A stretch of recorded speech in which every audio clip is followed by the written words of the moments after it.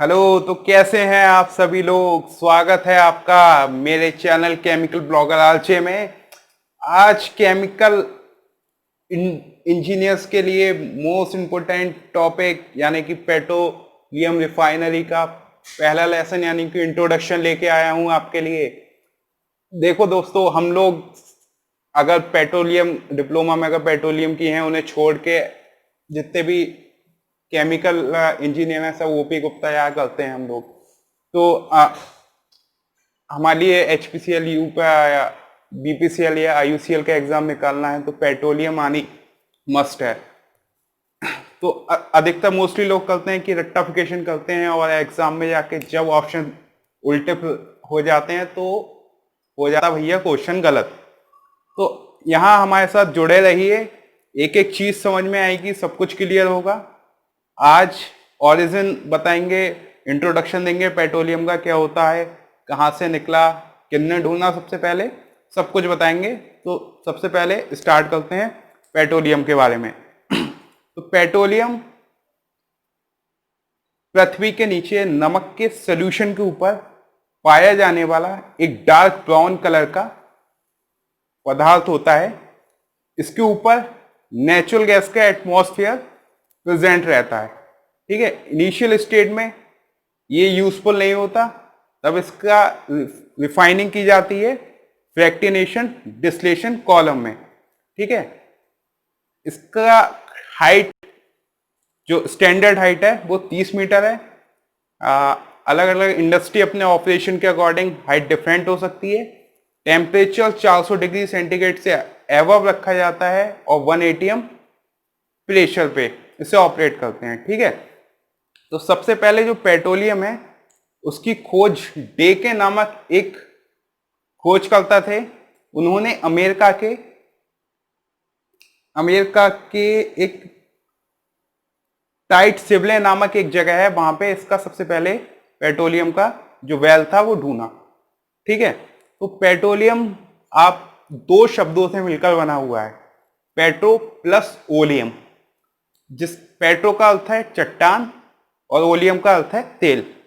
ठीक है, तो इसे चट्टान का तेल या मेटेलिक ऑयल भी या फिर जैसे लिक्विड गोल्ड या फिर ब्लैक गोल्ड आदि नामों से भी जानते हैं।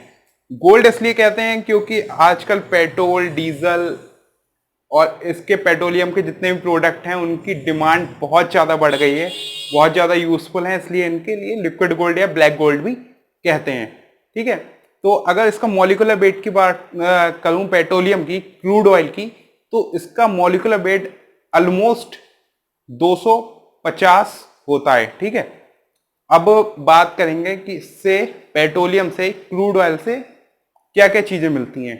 ठीक है, तो जब हम फ्रैक्टिनेशन डिस्टिलेशन में इसे ऑपरेट कराते हैं क्रूड ऑयल को, तो 0 से 40 डिग्री सेंटीग्रेड के बीच में, ठीक है, 0 से 40 डिग्री सेंटीग्रेड के बीच में C1 से लेके C4 तक के हाइड्रोकार्बन की गैसें हमारे लिए मिलती हैं। स्टार्टिंग में गैसें मिलेंगी C1 से C4 हाइड्रोकार्बन की गैसें, जैसे कि साइमोजन या फिर रेगोलेन। ठीक है, तो इन गैसों का यूज मोस्टली फ्यूल के रूप में किया जाता है, कहीं कहीं आइस बनाने में भी इन गैसों का यूज होता है। ठीक है, उसके बाद जैसे जैसे टेम्परेचर बढ़ता है 40 डिग्री सेंटीग्रेड से ऊपर, तो 40 डिग्री सेंटीग्रेड और फिर 80 डिग्री सेंटीग्रेड के बीच में C5 से C12 का हाइड्रोकार्बन मिलता है, जिसे हम ईथर कहते हैं, ईथर। ठीक है, इसका यूज सॉल्वेंट के रूप में किया जाता है। ठीक है, उसके बाद टेम्परेचर इंक्रीज होगा 80 डिग्री सेंटीग्रेड से 200 डिग्री सेंटीग्रेड के बीच।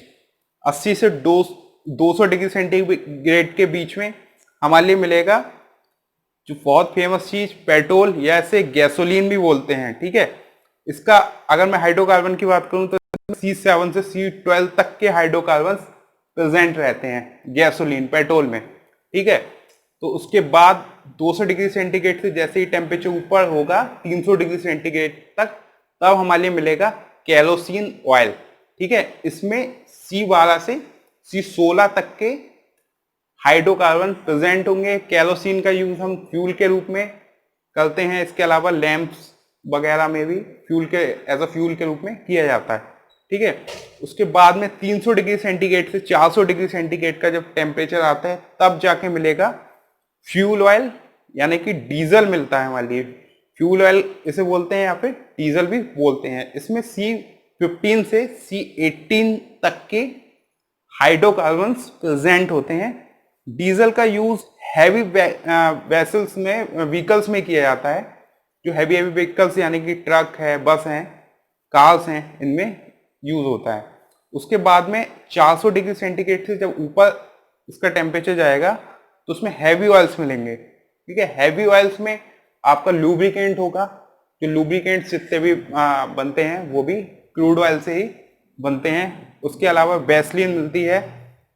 वैसलीन का यूज भी लुब्रिकेंट के रूप में या फिर ब्यूटी प्रोडक्ट के रूप में किया जाता है। इसके अलावा पैराफिन ऑयल निकलता है इसके वैसलीन के बाद में। इसका यूज़ फार्मास्यूटिकल्स में और मोमबत्ती बनाने में किया जाता है। उसके बाद लास्ट में रेसिड्यू के रूप में पिच या ऐसे निकलता है, या तार बोलते हैं। इसका यूज़ सड़कों के निर्माण में होता है। तो ये हो गया पेट्रोलियम का इंट्रोडक्शन। होपफुल आपको ये समझ में आया होगा। ये हुआ तो पहला लेसन ये हुआ पहला लेसन। इसके बाद में हम आपके लिए डिटेल में सब कुछ बताएंगे, तो हमारे साथ जुड़े रहिए। वीडियो को लाइक कीजिए, सब्सक्राइब कीजिए और चैनल पे बने रहिए ज़्यादा से ज़्यादा अपडेट के लिए। Thank you.